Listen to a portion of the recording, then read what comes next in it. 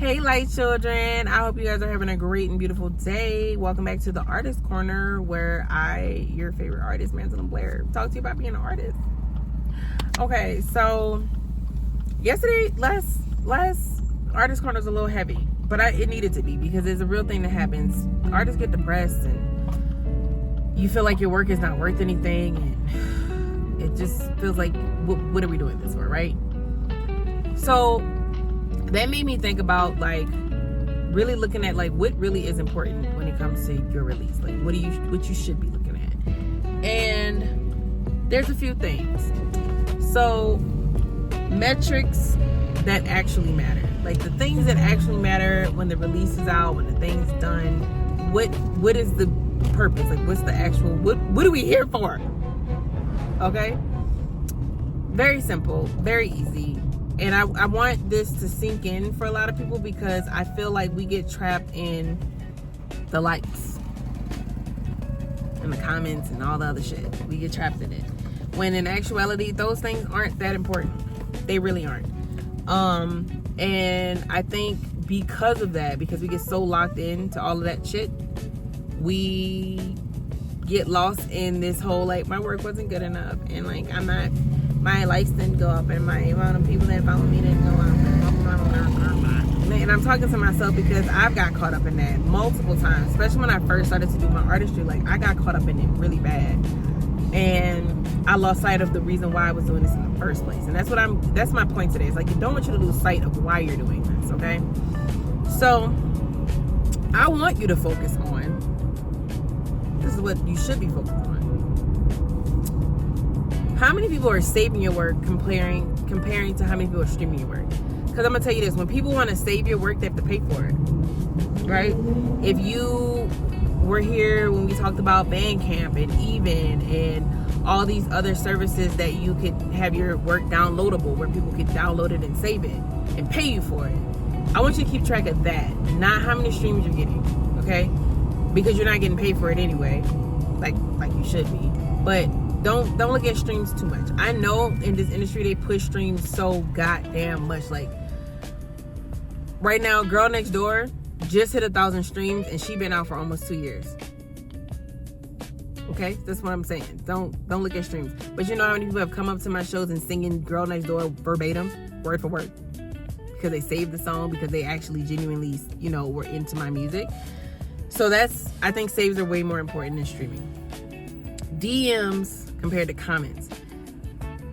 I'm gonna tell you, we think when you have somebody comment underneath our work, commenting underneath it, please leave a comment. I be telling y'all, leave comments underneath. That's good for the whole overall algorithm of things, but for your own content, for you to actually grow, you want people to DM you. And the reason why I say this, that you want people to DM you, is because DMs lead to more conversations, more shows, more engagement for you as an artist. Because yes, people can comment on your stuff. Yes, people can leave a bunch of comments. And like I said, commenting is great. You want comments, but I don't want you to, as an artist, to be focusing on who's commenting. Yes, you can engage with those comments and do all the shit with those comments, but the DMs is what really is gonna light that ass up, okay? Because I get more DMs from people like, man, your art is so good, your work is so good, where can I download your stuff, instead of on my comments. Because you get bots on your comments, you get ads on your comments, you get people who are trying to sell you bullshit on your comments. But people who actually have the enough to DM you, they trying to be a real fan, they trying to really lock in, and they trying to set you up for get gigs and shit like that. So, but be careful about some certain DMs, because some people will be on some fraud shit too, okay? But like I said, worry about your DMs and not your comments as much. Show attendance compared to follower count. This is a big one. The label will tell you that because you don't have a big following count, that they can't utilize you as an artist.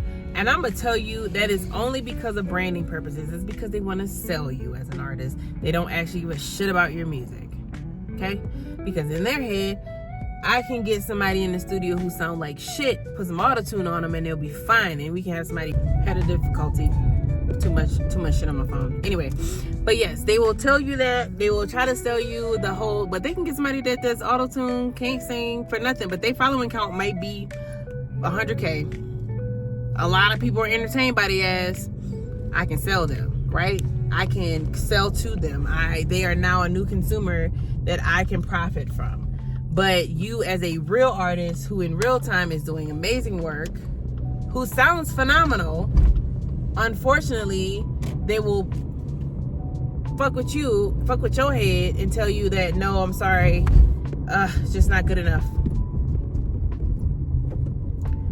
And that shit is fucked up. I'ma just, like, off the riff, y'all. That shit is fucked up. As an artist, that shit is fucked up for anybody to do that to you. But they will. So I want you to keep in mind that it is not about the people that's following you on social medias, because half the motherfuckers ain't gonna show up to your show. I'm gonna tell you that right now. They're not. It's about how many tickets you can sell. Ticket sales outnumber everything. That's what venues look at. And that's how you get booked. If the venue wants to book you, if the venue feels like, yeah, she got like, she got 3,000 followers, but is she gonna fill up 3,000 people in the room? We are a social media kind of, life now. Most people are literally waiting for you. Are you gonna live stream it? Because I'd rather stay in my house. I want to tell you, COVID was a blessing, but also a curse at the same time, because it made people scared to go outside and go to live shows and go to performances, which in turn has fucked up a lot of these clubs and these venues. So when clubs and venues are looking at putting you on and putting you on a show, they don't give a fuck about your following count on social media like that. It's not that big of a deal to them. To them, what they looking at is how many tickets you gonna sell. I want to see when the last show you did, how many tickets you sold. I can tell you I sold over 100 tickets. I had about 100 people come up to a show. Those same 100 people do follow me on social media. Those same 100 people are waiting for me to have another show. And I know from my own ticket sales, that's how many I've sold. There was a time where I would make, I had a full-time job, and I was buying my tickets and literally walking around in the neighborhood and saying, hey, I'm a new artist. Like, I really just want to, get some people to come to the show. Here's a free ticket. Please come to the show. It's going to be a vibe. Like, in this, like, literally had an R&B Jam Fest show. Had enough money, bought all my fucking tickets, and then walked around the immediate area where R&B Jam Fest was going to be that night and said, hey, you doing anything tonight? Hey, y'all doing anything tonight? I got a few extra tickets that I bought. Like, come check me out. Come check out the show. And from that, I gained 10 fans from just that experience. See what that's that footwork I be talking about, y'all. So, yes, following count has a point where it matters. But when you are up and coming artists, what matters is how many asses you can get in that seat. That's gonna matter.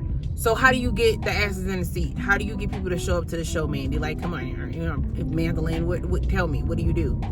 You engage, you talk to people. Those DMs that you be talking, like I'm talking about with the DMs and people doing that, you hit them up and say, hey, would you be down to come to one of my shows? Like, I'm trying to, promote myself as an artist. And then let them know, this is how much my ticket sales are.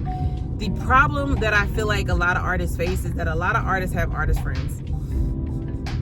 And a lot of us, especially during the season of summer, spring, shit like that, almost all of us have shows around the same time and like close around the same vicinity of the venue. So it's hard for you to ask your artist friends to, hey, come support me, because they're probably already doing this show, right?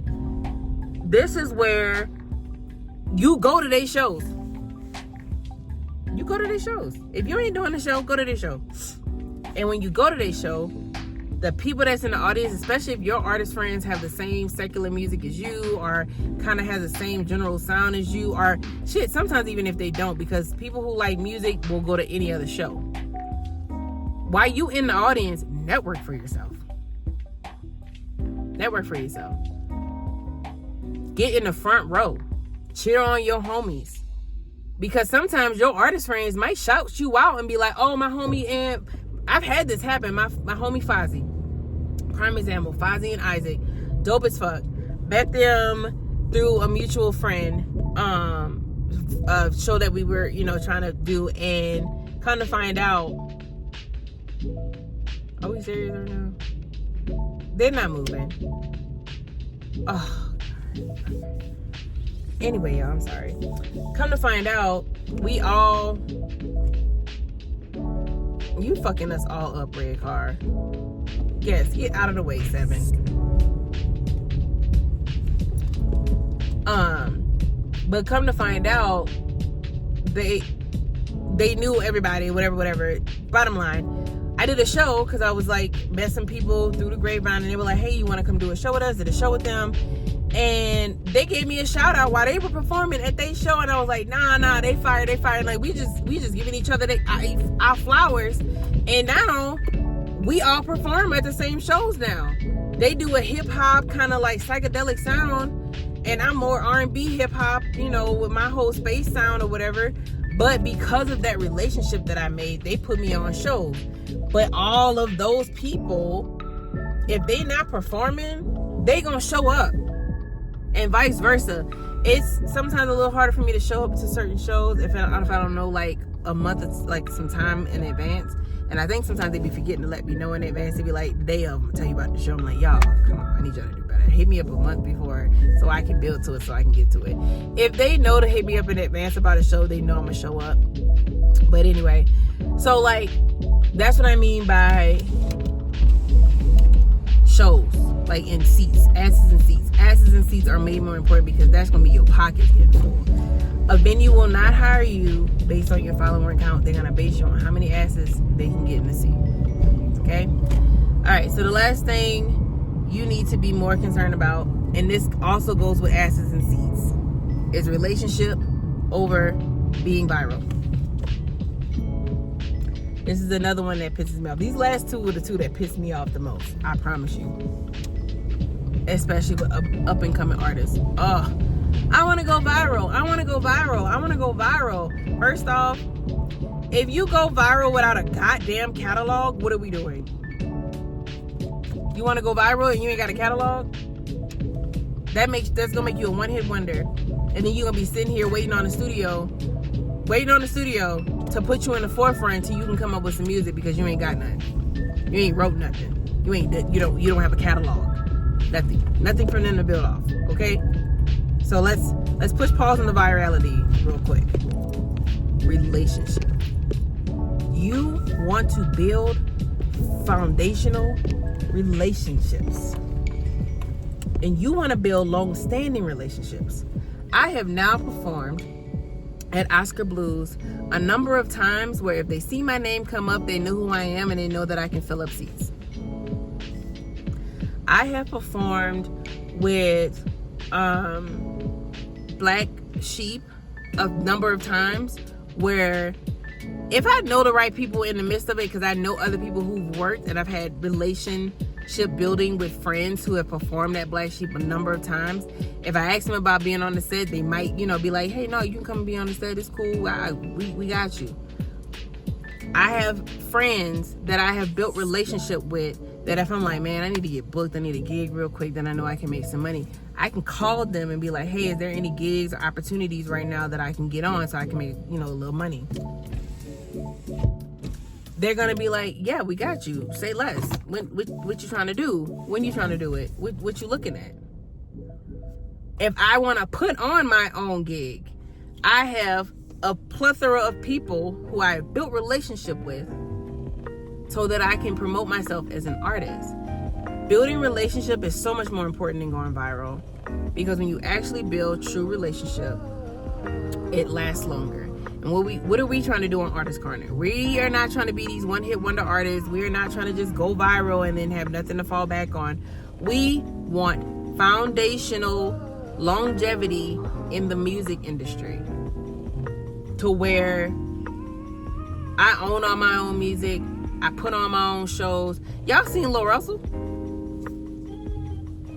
He was building stages and shit in his backyard and created his own festival and created his own spaces because he cared more about relationship than virality.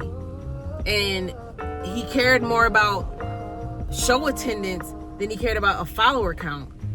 And he wanted to make his show attendance affordable for people to come and be a part of the experience. So he made sure he sold his own tickets. How I said, no, I just bought all my tickets for a venue and was like, fuck it, I'm gonna just buy them all because I can afford to buy them all so I can get asses in the seat so they can get a free experience and then they can become a fan of mine. It had nothing to do with the money. I didn't give a fuck about the money. What I wanted was genuine people to come hear me perform because I know how good I am. And it's worth being heard. There's gotta be this level of angst in you as an artist. And I'm gonna end it with this for the month. How are people moving because of your music?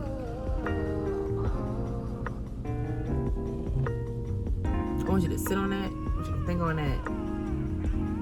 I love you, late children. This has been the Artist Corner for the month of March. I hope it touched you.